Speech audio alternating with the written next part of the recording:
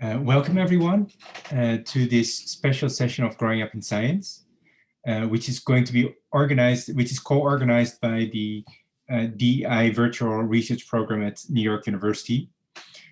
Some of you are new to Growing Up in Science, so let me just say a few words. I helped start this program at NYU in 2014, and the idea of Growing Up in Science is to humanize science, so to tell the stories behind the science. A typical Growing Up in Science session will involve a faculty member or somebody else with a PhD in science, tell their life story, but then with an emphasis on struggles, difficulties, detours, everything that you normally don't hear about. Everybody's narrative is interesting and unique. Since last year, and I think it's becoming a tradition, we have this yearly annual special session of Growing Up in Science, where we talk about what I wish I had known about doing a PhD. And this is really Ali's initiative, together with others in this virtual research program at NYU. And there are many events of this kind where you are given advice on what to do to maximize your chances of getting a PhD into a PhD program. We will talk about that, but in the spirit of Growing Up in Science, we will also be talking more about what's going on behind the scenes. So what happens when you are inside a PhD program? How do you balance work and life? How do you deal with expectations? What if you have interpersonal issues with your advisor? Those topics will hopefully also come up in our discussion. We have 4 amazing panelists today, and they will be introduced by our moderator and organizer, Ali Cohen. Ali is a postdoc in psychology at New York University, and Ali, you can take it from here. Thanks so much, Weiji. Hi, everybody.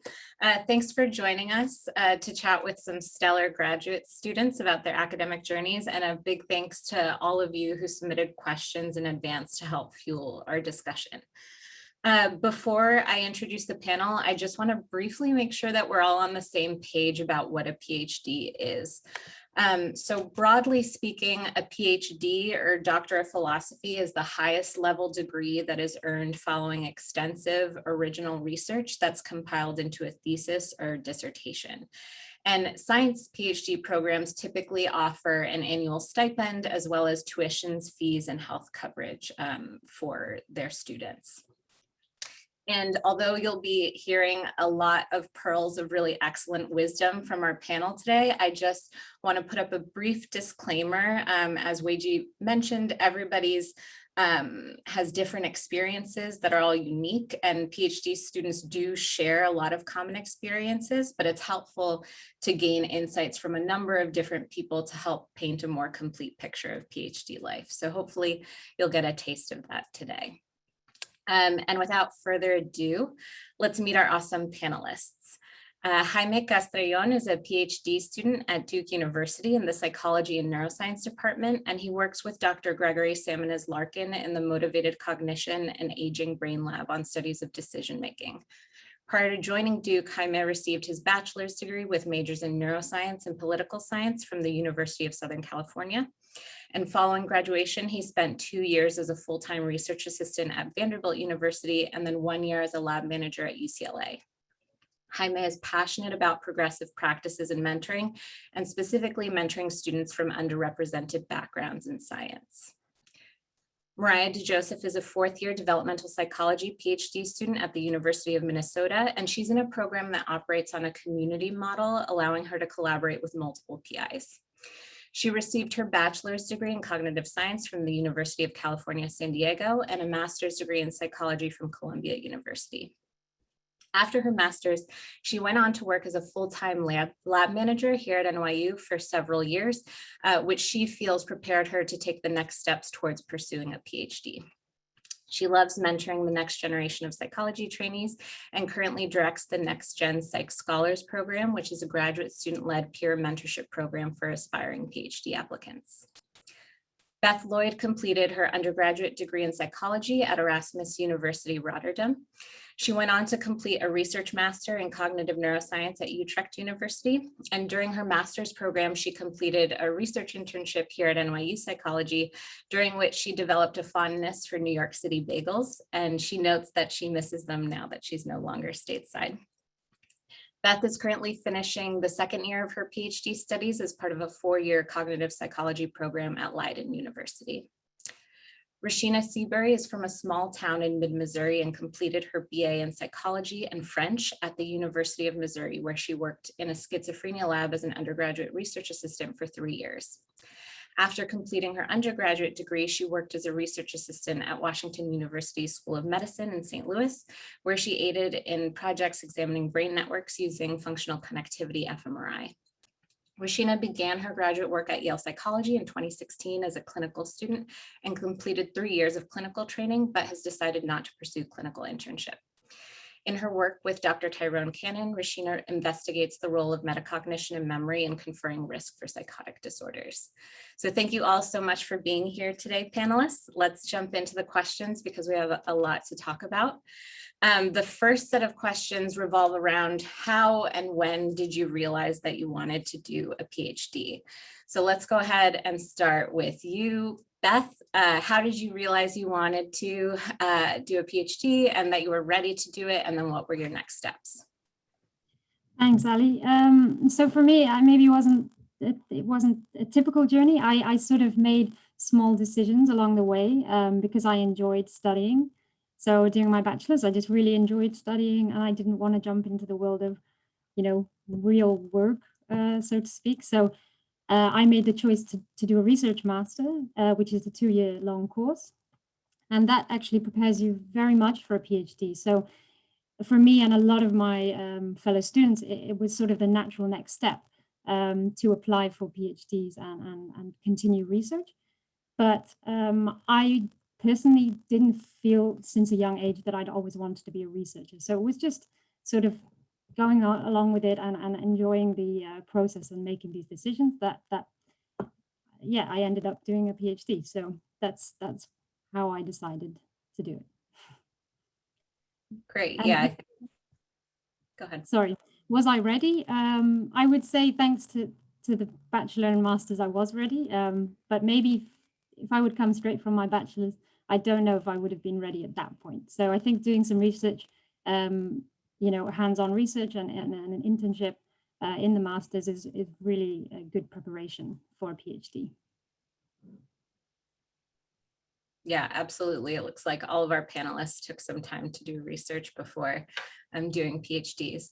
Meriah, let's go to you next, also because you got a master's, and maybe you can weigh in addition to your full experience, how you felt whether getting a master's was integral to your journey. Yeah, so similar to Beth, I think I always loved school and learning, and being the first in my family to go to college, I think I just really wanted to go all the way with my education. I originally thought I wanted to be a medical doctor, but then I took chemistry my first semester of undergrad and realized maybe it wasn't the path for me. And so I didn't really figure out what a PhD was until maybe like halfway through college, and got some really good mentors, and they helped guide me through like joining a research lab and figuring out what it took to get in. And unfortunately, I graduated with a pretty low GPA after having some adjustment issues to the coursework. So I knew I couldn't go straight into a PhD program. I got some advice to do a master's, and in retrospect, I actually think that that's not good advice, and that's my one kind of semi-regret.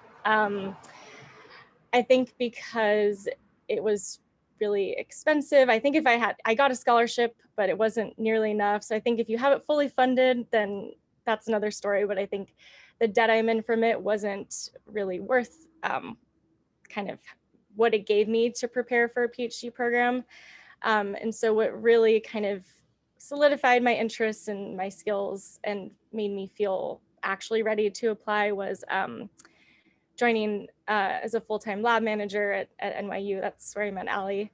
And so that experience kind of really shaped and helped me cultivate those skills and figure out what I really wanted to do for the rest of my career. So my whole shtick is like, I feel like the full-time lab manager work, I tell all my mentees that just because I feel like that really, really helps you prepare. Yeah, absolutely. And as someone who went straight through, I lucked out, but I tell all my mentees also to take time off and to prepare a little bit more. Sheena, how about you? I know, did you just apply to clinical programs or a multitude of different programs? And can you speak a little bit to how those application processes were the same or different, or how you decided what programs to apply to? Yeah, so I only applied to clinical programs when I applied to grad school. Ever since I started undergrad and probably a little bit before then, it had always been like my plan to be a clinician. And to be a clinician, everyone told me, oh, you need to get a PhD.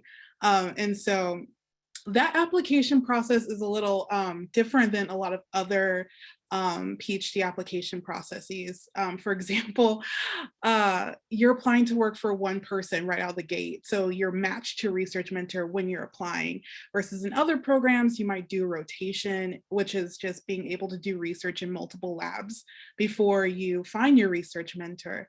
So for clinical applications, you really have to think about what it is you want to research and what it is you want to study before going into grad school, which can be very difficult. And it's a lot to ask of people, especially those who are coming straight from undergrad.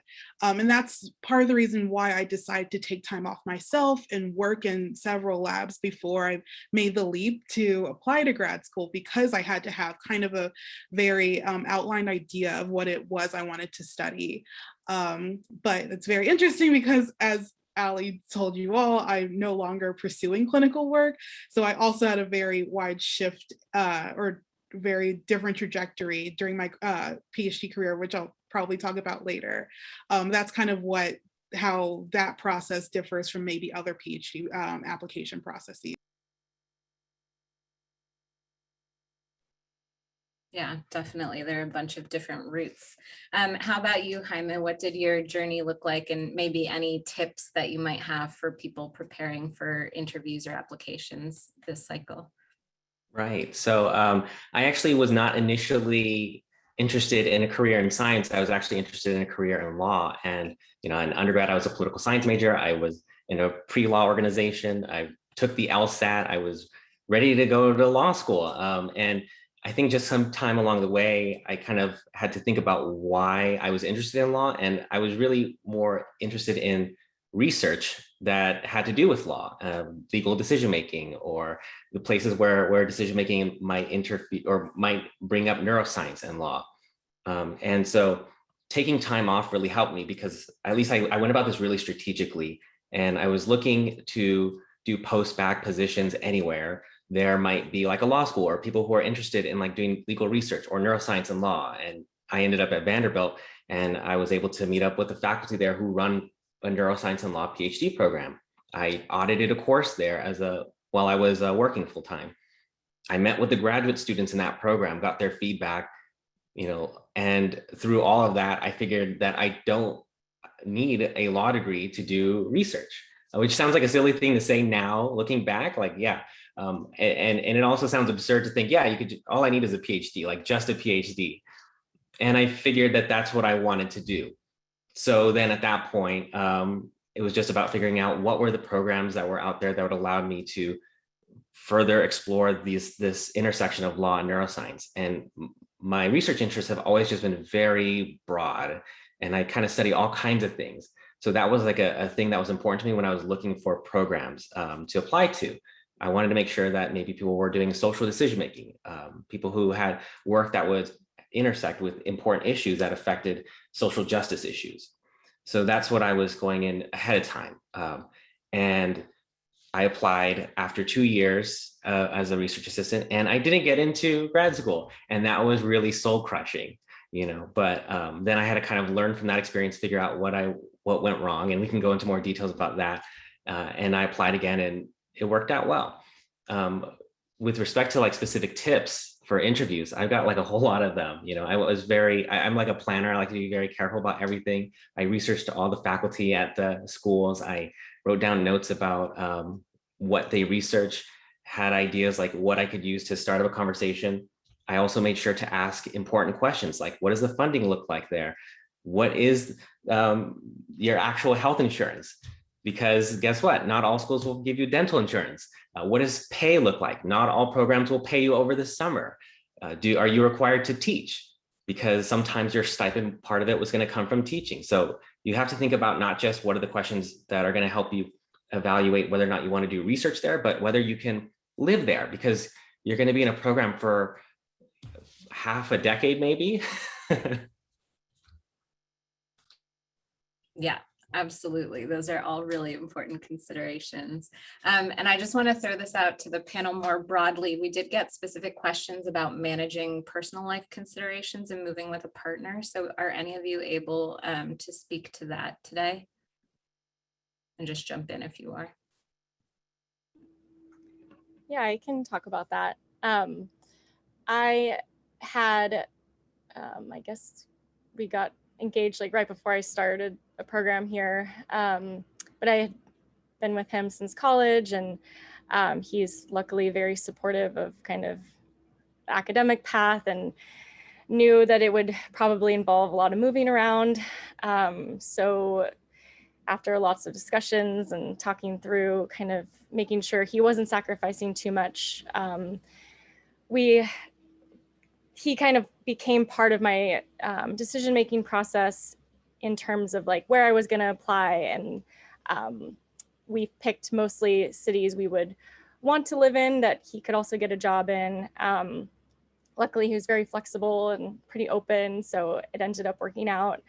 And some of the kind of additional considerations I had when interviewing at places was just to kind of figure out kind of assess the vibe of like the grad students, and making sure too I would find a sense of community there with developing friendships, and also hopefully that maybe grad students had partners that could also end up becoming friends with my partner, so we can build this sense of community quicker. Also because he ended up finding out he was going to end up working remote to keep his New York job. So I knew it would have been isolating for him otherwise. But I know a lot of partners can't easily move that much. So I think that this is a super case-by-case basis, and something I think just takes a lot of talking about and figuring out kind of the balance between who's sacrificing what, to make sure both people are happy.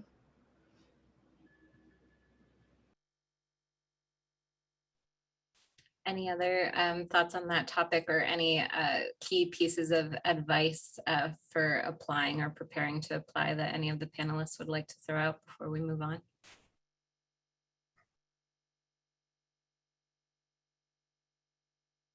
I'll just add very quickly, not necessarily thinking about like partners, but just evaluating whether or not the school is in a place you want to live. That's something that I kind of had to figure out after, living in different places. For example, after I did my undergrad in LA, where I grew up, used to like a really big diverse city, then moving to somewhere like Nashville and working at Vanderbilt, I realized I didn't want to be in a city with tons of white people. So think about that. If that's the one consideration that's important to you, that might affect your decision. Do you want to be in a city that looks a certain way? Do you need to be near a coast? Do you want to be close to family? Those are hard decisions, and you should think about those. Yeah, that's a great piece of advice. Thank you. Definitely underappreciated.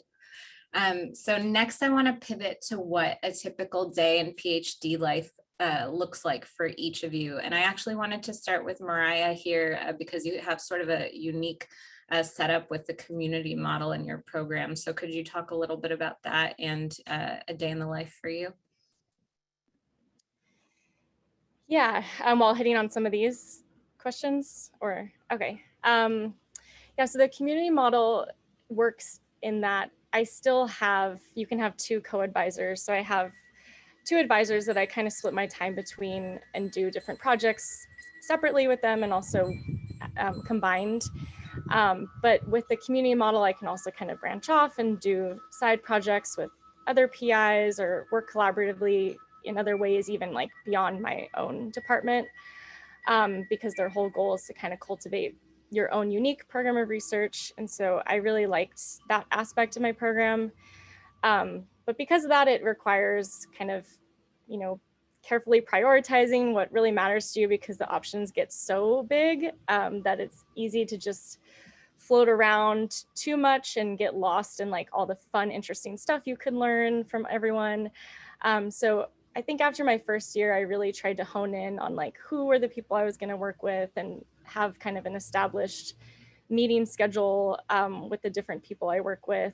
My two co-advisors I meet with every other week pretty consistently. And so they're really kind of the more hands-on mentors. And then in terms of kind of these other day-to-day long-term research planning, I think one thing I wanted to mention about this is that I wish someone kind of told me explicitly, was that I think taking time to apply for fellowships really early on is obviously great because you can get your own funding first, but I think that was like a great time to really sit down and think about, like map out your future goals and think through what you really wanted to do during your training time. And now looking back, I'm entering my 4th year and looking back on some of my apps, I'm actually doing a lot of the things I said I was going to do. Of course, has expanded since getting more training and like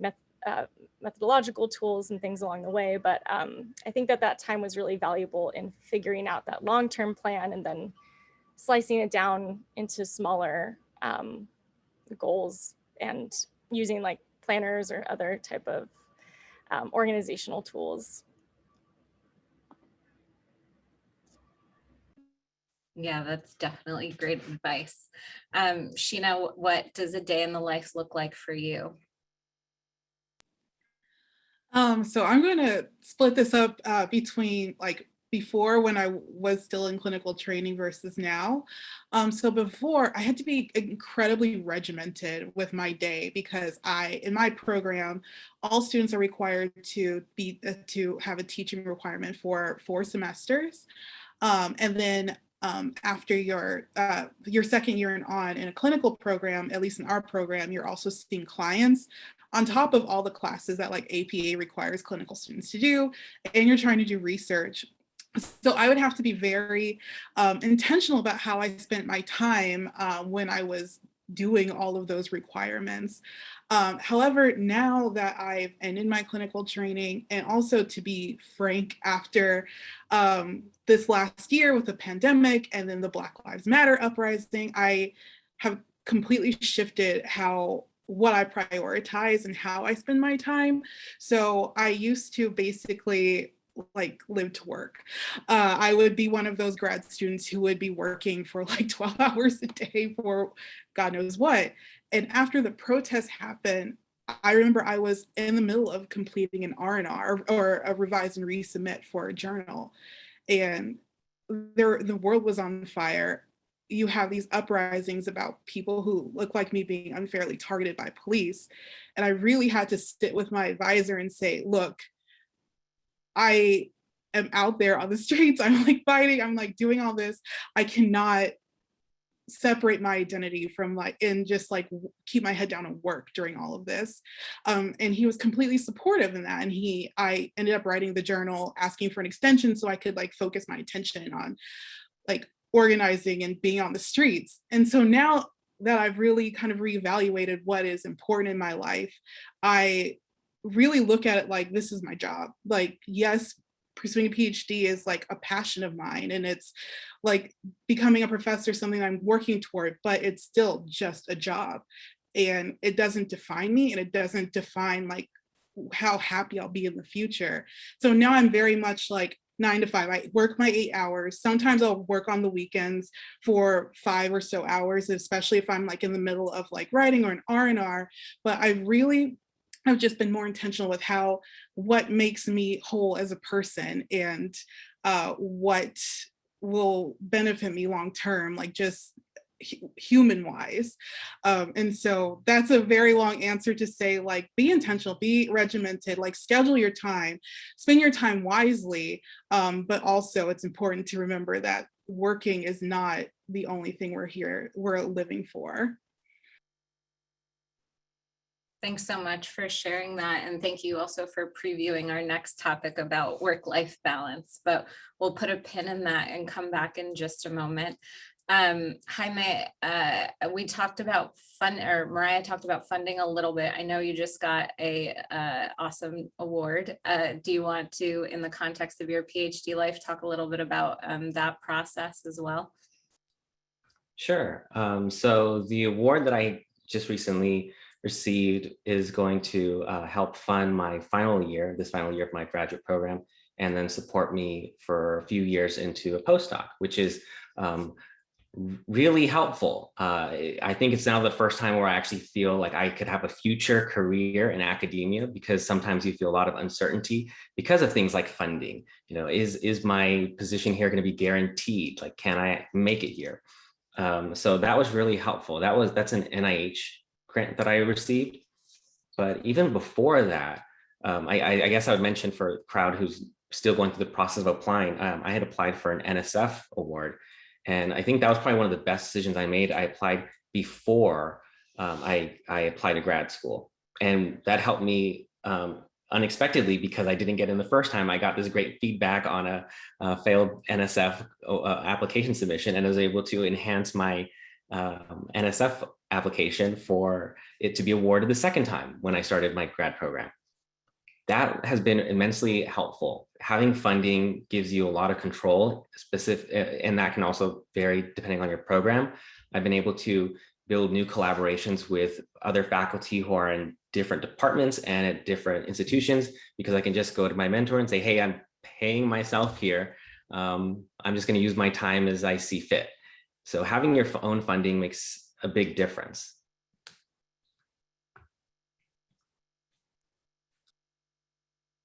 Awesome. Congrats, by the way, on the big award. That's awesome. Beth, can you speak a little bit to the different skills you're using on a daily basis, and maybe how you beat those, or how you built those skills? And then, to the extent you can, since I know you've done research internationally, can you talk a little bit about what you see as the differences between PhD life in the US and in Europe? Yeah, so first of all, the skills that I use on a daily basis, I would say I do a lot of programming in different languages.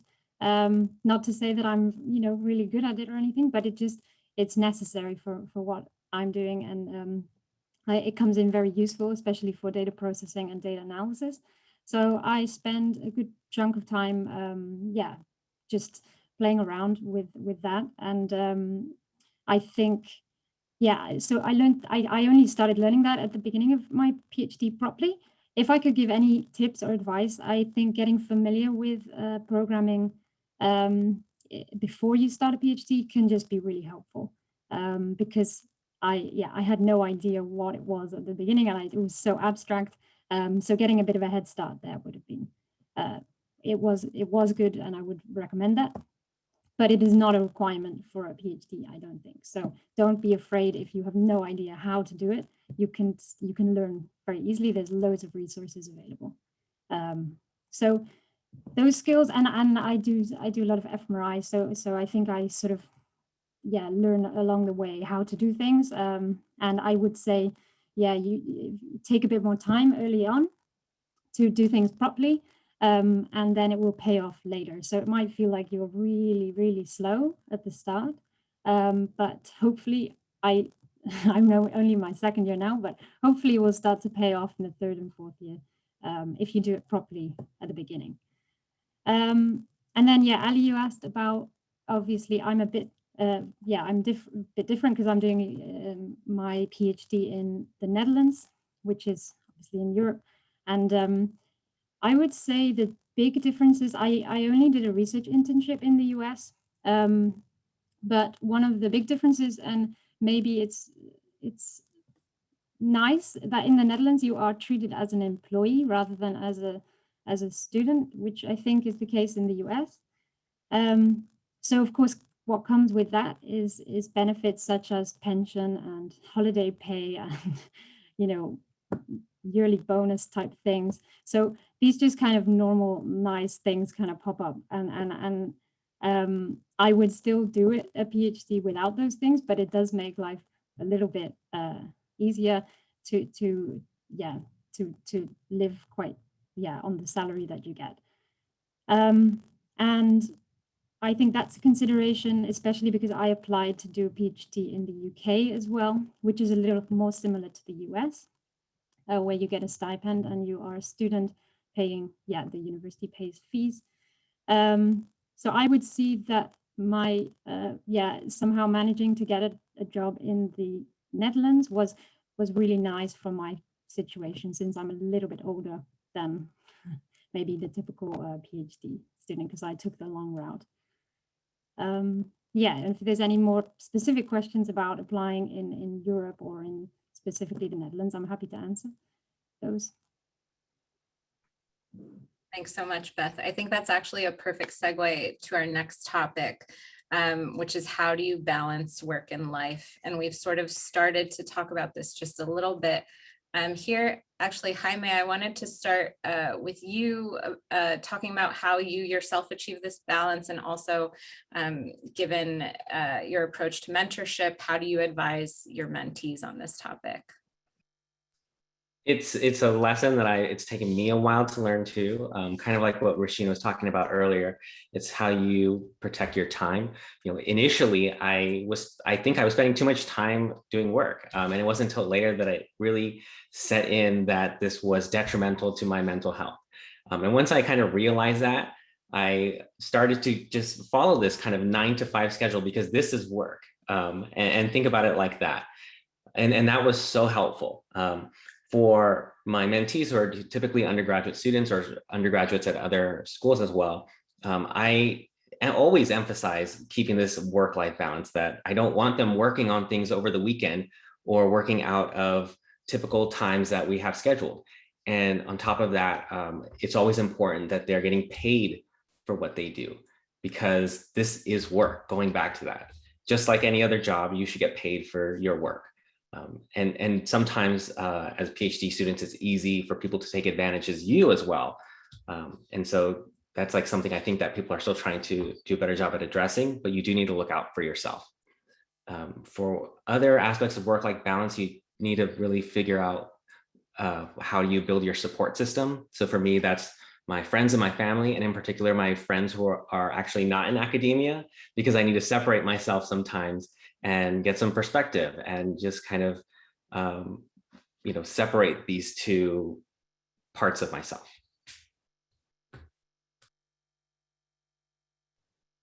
Yeah, those are really great points. And Meriah, could you also speak to this as well in the context of the Next Gen Psych Scholars Program and your general experiences? Yeah, I think I feel like in Next Gen, I mean, the whole kind of concept of it is a peer-to-peer mentorship model. And I find that, especially in grad school, I get, personal emotional support, not from my advisor, but from my peers, my grad student friends. And I think that's kind of, those are the people you can vent to and share struggles with and support one another. This is also why making sure you kind of click with the people you meet while interviewing is really important, and that there's not this like competitive toxic energy, because that's just going to make your whole experience really awful. And I think, this really shone through, like the support system really shone through last summer when the murder of George Floyd, right near where all of us live. I think that was a time where all of us really came together in kind of a new way, and really supported one another in extreme ways, and used that energy and momentum to do activism together, and also kind of make some requests to our department for things that we wanted to see changed. So I think kind of that collective voice is really powerful. And so being close with that community can not only be a source of support and help you get through the day-to-day and have fun while you're doing your PhD, but also produces changes that you'd like to see if you are really kind of harmonizing in that way.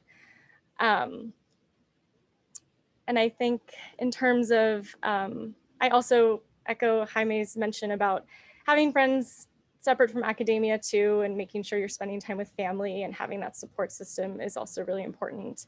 I think I tend to gravitate towards grad student friends more just because it seems it's a little bit easier, at least for where the city I'm in. But I think having that balance is really key.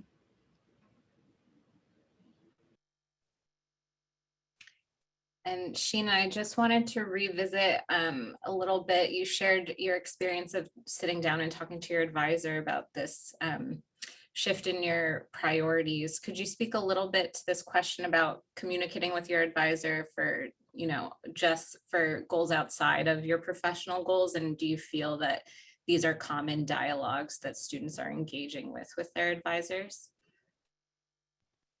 Yeah, I'd be happy to talk about that. So to be very honest, I don't typically have conversations with my advisor about what goes on outside of research or what's outside of lab. I think with the murder of George Floyd last summer, things had gotten to a point where I had to have that conversation with him. But I do think it's important if you have these outside goals that may or may not take time away from, I don't want to say take time away, but you're also equally invested in, as compared to your research and your pursuing of a PhD. I think that communication and boundary setting is the most important aspect of you being able to complete your PhD and also to pursue these outside goals. I don't think, hiding or trying to manage both when it's getting out of hand is helpful to anyone. It's probably really taxing mentally too. So I think that if you have that that relationship with your advisor, because I will be blunt, not all advisors will be as equally open to those conversations. But I think that if you have that relationship with your advisor, just being communicative and expressing what it is you want to accomplish is key, because otherwise just the juggling of the two, it can get incredibly cumbersome and may actually hamper what you're trying to accomplish in your program and outside of your program.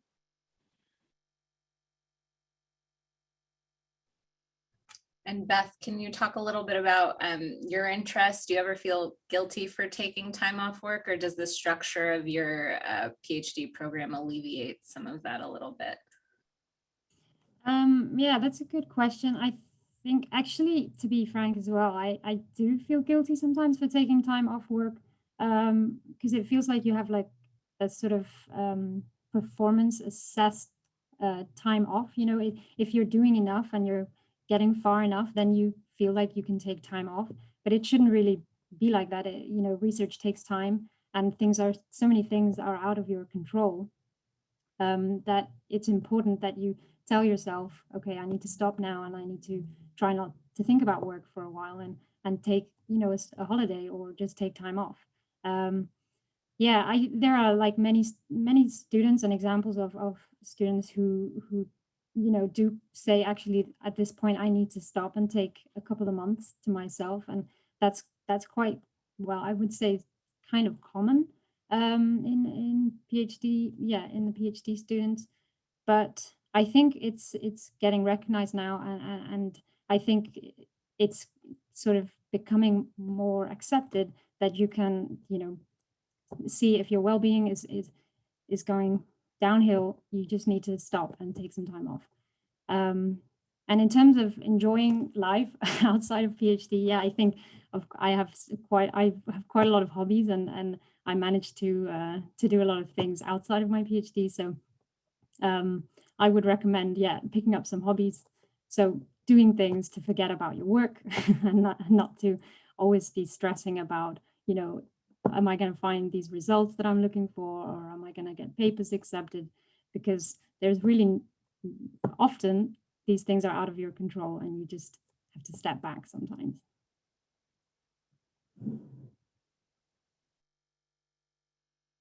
Those are great points. So this last set of questions revolve around a question that I pulled directly from one of our audience members, and it is a PhD worth it? And this is a big and loaded question. So tried to pull in other questions related to it. But here, Sheena, I actually wanted to start with you and ask you if you could tell us a little bit more about your shift in focus of your training, and how that maybe has influenced the way you interpret how necessary getting a PhD was for you. Yeah, so as I mentioned before, I am a clinical student. I started out in the clinical area. I'm still in the clinical area, but I ended my clinical training early.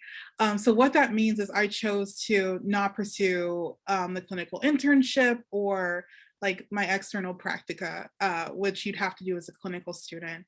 And that arose because I said before, I always thought I wanted to be a clinician, and to be a clinician, I was told you needed a PhD.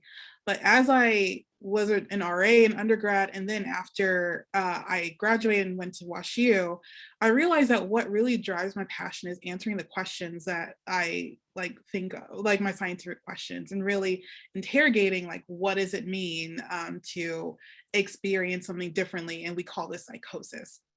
And so, as I got into my clinical training, I realized like maybe the clinical aspect wasn't for me, and I needed to focus more on like what's driving my passion. And so for the question of whether a PhD is worth it, I think to best answer that is just to ask yourself, what is it that is most important to you? Or what is it that really like gets you coming back into the lab every day? And so if your motivation is to be a clinician, because I'm sure some of you are interested in clinical psychology, if you don't like research or you're not passionate about research, I would definitely suggest there are other avenues, like you could get a master's of social work and be able to see clients. And so maybe a PhD isn't necessarily the only path forward for what you want to do. But if you are really interested in, answering these questions, like mentoring people, having your own lab, like, yes, having a PhD is worth it. And I hate to sound like this because I hate like this elitism, but it also gives you credibility. People will listen to you, and that can be very helpful in a variety of contexts. And so I'm very loud on Twitter, and I think that people sometimes, not all the time, because no one should always listen to me, but people sometimes listen to me because I have in my bio, I'm a PhD candidate at this like fancy institution that really doesn't mean anything, but it does get you in the door. And a PhD will get you in so many doors. It'll get you so many opportunities that you can use for, that next step of becoming that professor. Or if you're like an activist, it gets people listening to you, gives you cred in that space. And so just being able to leverage what comes out of PhD is also very helpful. But my main piece of advice is just to ask yourself, what is it that like really drives your passion and your motivations? And that will help you determine whether or not a PhD is worth it. For me, I think a PhD is worth it, but I can definitely see why it may not be worth it in certain contexts. And Jaime, you talked a bit about sort of your interest in the law and the intersection of law and neuro. So how did you sort of come to your decision that a PhD is worth it? And what's a lesson that you've learned through this process that took you a while to learn? Well, the lesson that I learned isn't related necessarily to specific study. The lesson that's taking me the longest to learn is changing like my mindset about this whole experience as being part of the same career. Like when I was an undergrad, I think like, okay, well, once I'm an RA, I'll be like in the career, like I'll be official, I'll be a scientist. And then I was an RA, I'm like, okay, wait, not until I'm like a grad student will I be like, feel secure, safe, and I'm in it. And now then as a grad student, I'm like, okay, once I'm a postdoc, like, no, this is not a good way of thinking. I've always been doing science. I've always been a scientist. If you're an undergrad right now and you're doing scientist, you're doing science now, you're a scientist. Like it's all part of the same path. Don't feel like you're not in it yet. And so because of that, it made me kind of feel like an outsider a lot. And that affected the way I was interacting with faculty. Like I felt really shy introducing myself to faculty at different schools because I didn't feel like I was worthy, even though now I'm like at a pretty good school. And so I feel like that's taken me a long time to learn. And, you know, having a PhD does give you power. And I kind of felt that that was important to develop my interest in research that's related to law. Very few people who are doing this kind of work in law and neuroscience are actually people who have PhDs. They're often people who have law degrees. And so coming from a research perspective really adds value to join that conversation.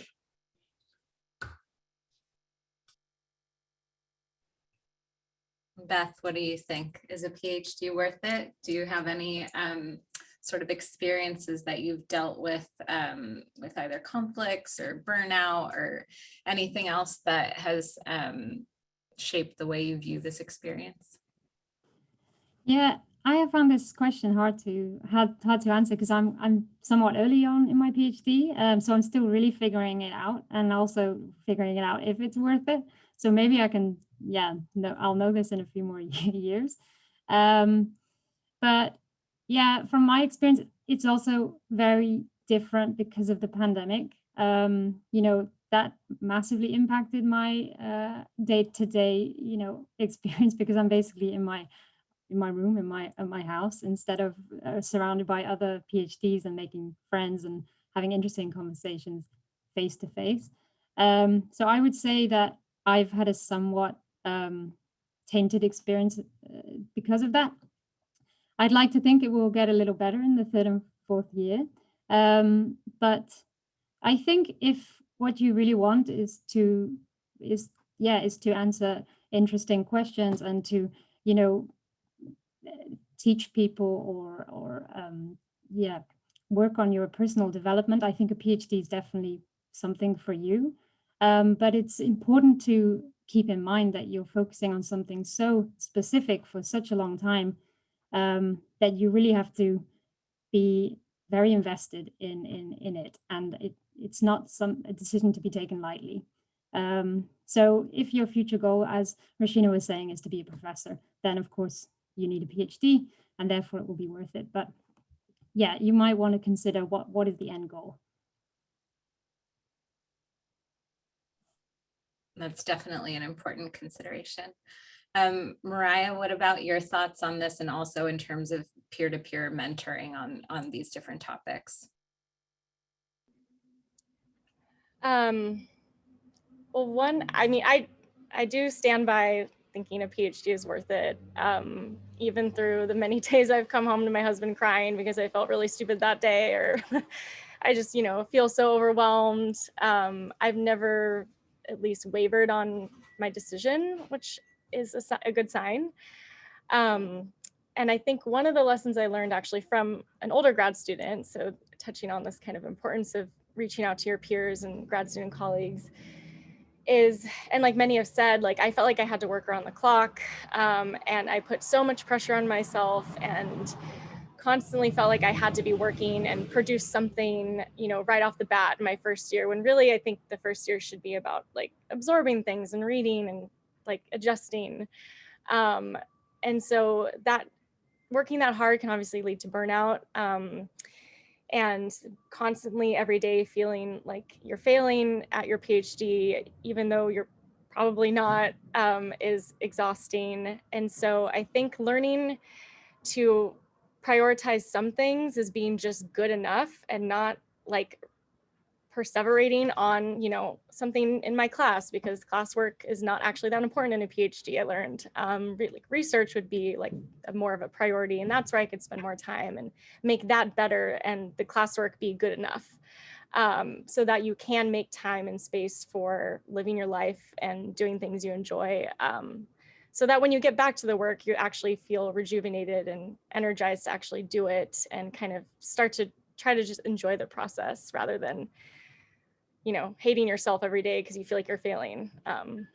So I learned that the hard way after the first year, I think.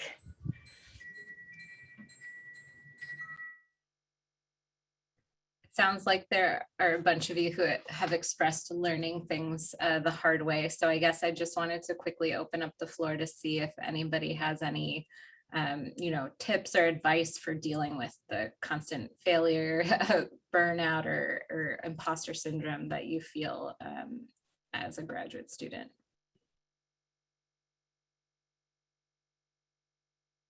I think get a therapist is useful. So I'll just add that.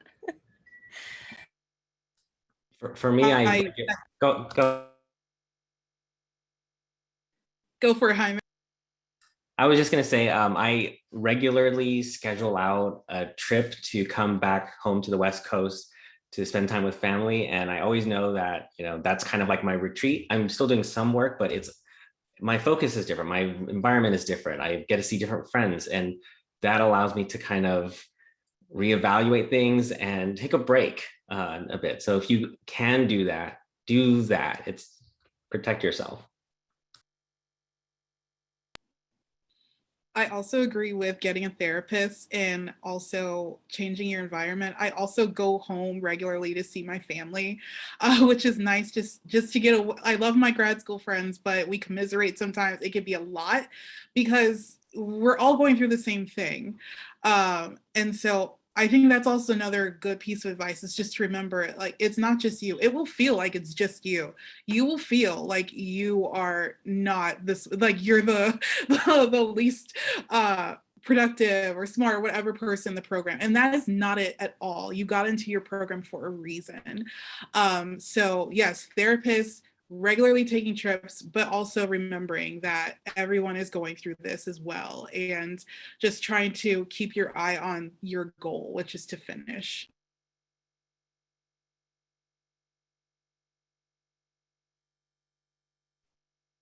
These are all great words of advice. So I have one other piece of advice that I'd like from each of you to just go around and let us know what the one, if you had to give your pre-PhD self one piece of advice, what would you let yourself know? So let's start with Beth, because I see you first. Yeah, thinking about this, can I give two really quick ones? I think the first one would be, as I said before, really take time at the beginning and do things properly. Don't rush things, and take time to learn as well, right? If there's something you really want to learn, a method you really want to learn, just, yeah, take time, ask your supervisor if you can learn it. And the second quick piece of advice is to make sure that you try, or, well, maybe it's different for me, but you pick a supervisor or they pick you, and make sure that you get along with them. Are they the type of person you can see yourself working well with? If that's possible, of course, on that program.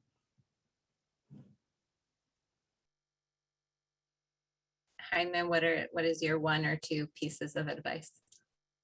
Yeah, I'd like to go back and remind myself that, academia is an institution.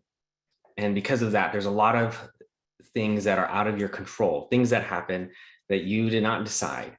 And sometimes things don't work out in your favor, and that's not because of you. So when I didn't get into grad school the first time, I internalized that so much. And I thought that meant I wasn't ready for this, that this wasn't the right career for me. But it just turned out, maybe for whatever other reason, it just didn't work out that time. I don't know. I'm not going to go into that now. And so you have to pick yourself up and remind yourself that if this is something that you want, you can keep going for it. But don't let this structure, this institution, prevent you from getting in.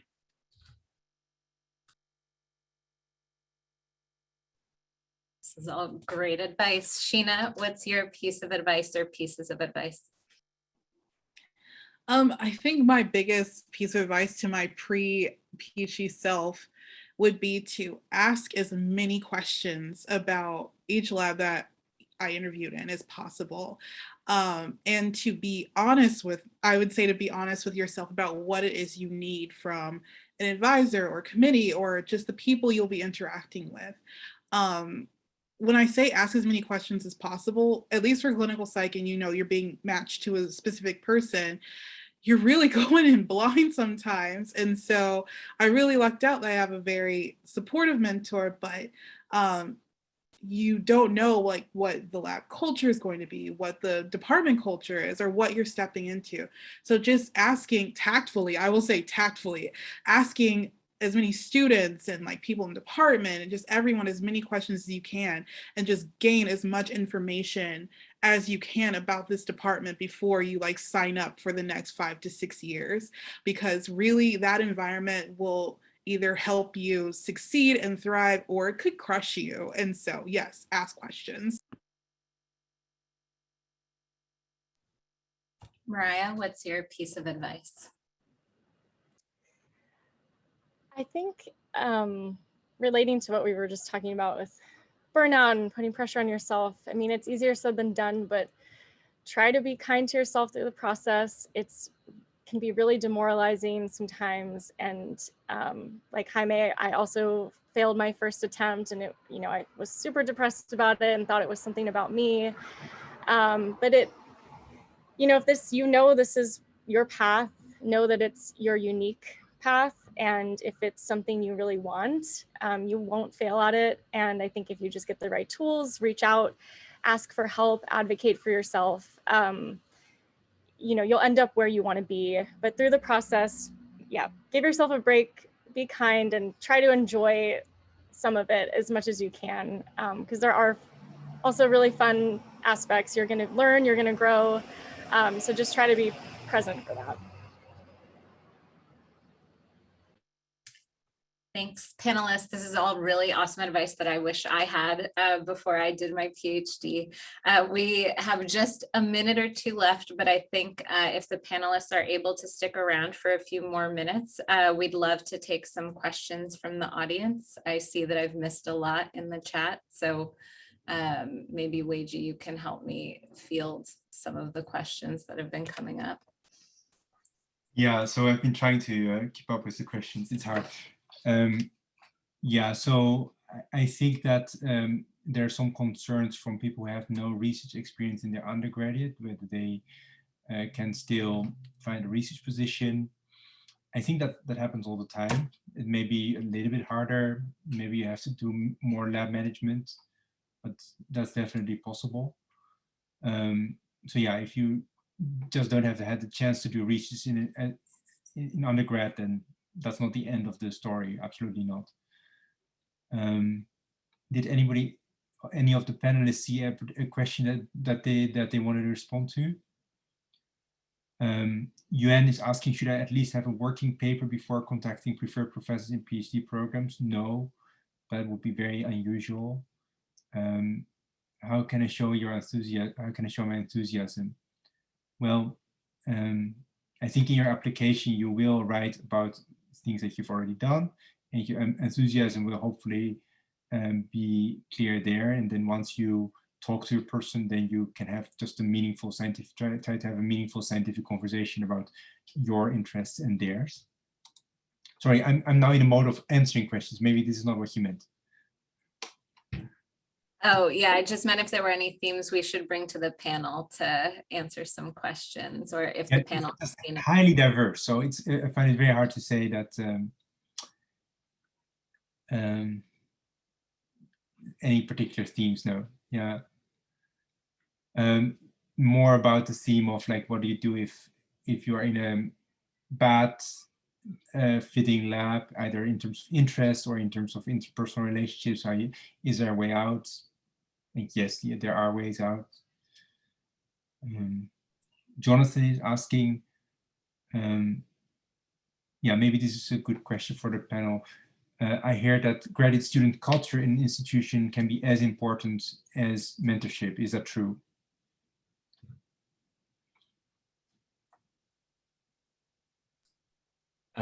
Yes. There's ways that you can start to suss this out before you go to the interview phase, which is like check the lab website, you know, see what does it look like, the people who are, what do the people look like who are in that lab? Look at the department websites. When you visit, pay attention to how people are interacting with everyone. I paid attention very much to how faculty were interacting with staff. Because how they treat their staff really told me about like how that faculty treats other people. So just like pay attention to what's going on. I also had like a weird experience at one place I interviewed. And like because oftentimes in these interviews, they have like a social event, like a gathering, whatever. And this place was at like a professor's house. And it just felt really weird. Like people were too friendly, I thought, and too handsy. And that made me really uncomfortable. So pay attention to those things. I'll stop talking.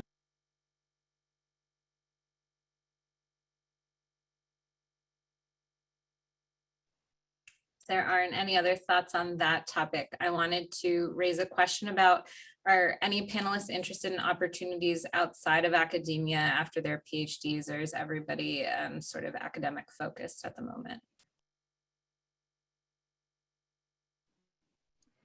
I am, oh, go for it.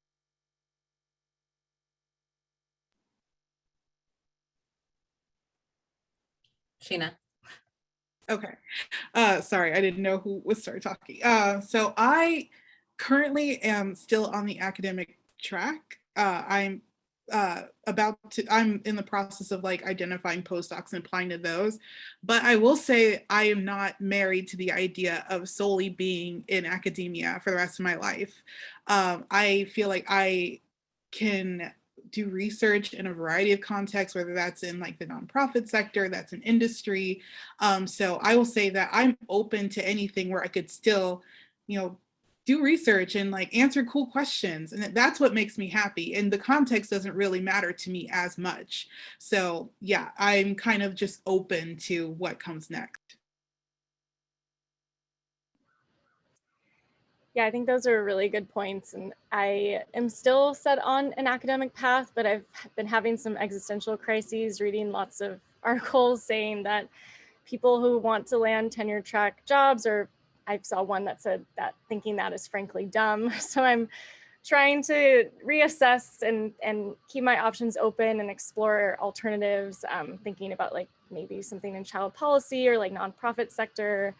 And I think, this goes along with the like putting less pressure on yourself and not being so afraid to fail. Like we're going to walk out of here with a PhD, something will land. I think just being open to opportunities and experiences and following your interests and making sure you're still asking the questions you enjoy asking and working on, I think at the end of the day, that would make me happy. So I'm trying to now explore alternatives just because of the reality of the job prospects.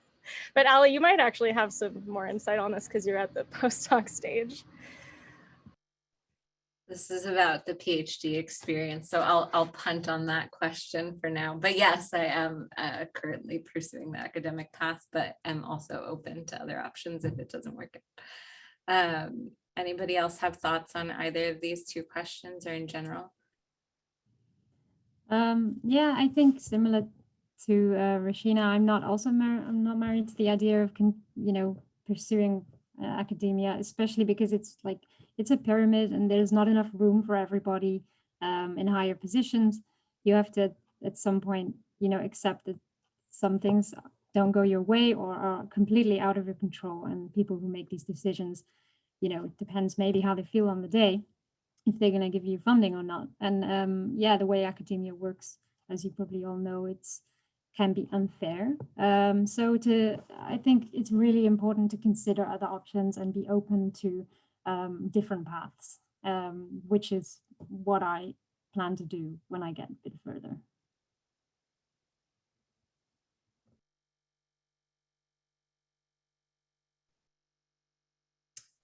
All right, so we still have a lot of questions in here, but I know we're a bit over time. So I just want to thank the panelists for their time and for sharing all their wisdom with the group. And I guess I'll turn it back over to Weiji for any final words. Yeah, thank you very much from me as well. This was fantastic. And it was clear there is a big need for having these questions asked and answered. Those who are here and want to attend more Growing Up in Science events, you can go to growingupinscience.org to see announcements of future events. In August, we're going to have someone who chose a career in a community as a faculty member in a community college. And there also is a YouTube channel with lots of unofficial stories of scientists in case you want to know how they got to through grad school and beyond. Thank you very much, Ali, for conceiving and organizing and moderating this panel. I think it was fantastic. And thanks everyone for coming. Thank you all. Yeah, thank you, Ali, and thank you, Rejima. The recording will be posted also on the YouTube channel and on the Growing Up in Science website. Take care, everyone.